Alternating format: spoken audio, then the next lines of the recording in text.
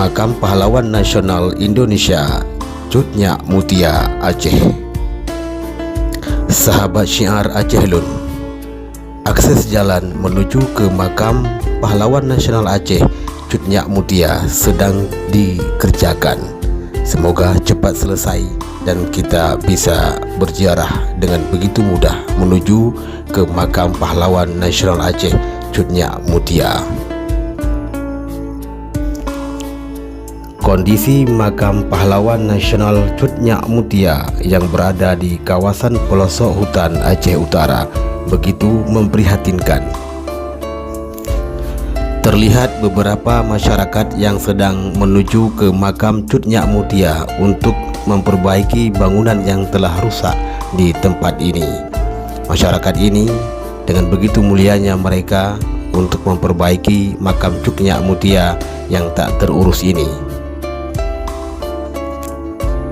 Makam Cut Nyak Mutia berada di kawasan hutan lindung Gunung Lipih Aceh, ujung Krung Kerto, Perak Timur Aceh Utara. Anda akan mencapai Makam Cut Nyak Mutia ini selama 2 hari dengan berjalan kaki. Untuk mencapai Makam Cut Nyak Mutia, Anda harus berjalan kaki dengan melewati sungai dan naik turun bukit yang sangat tinggi. Salam sukses selalu, syiar Aceh Lun.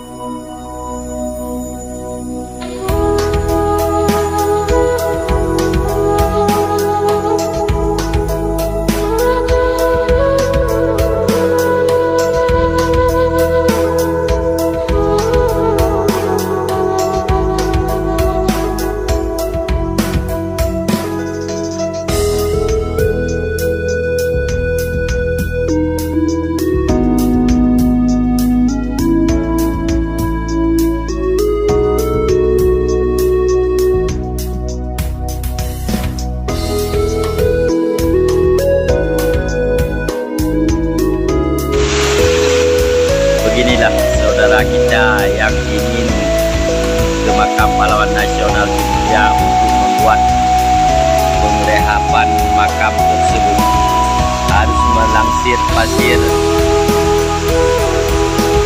seberat 30 kilo per orang, keramik 2 kotak per orang, semen 2 sak 3 orang.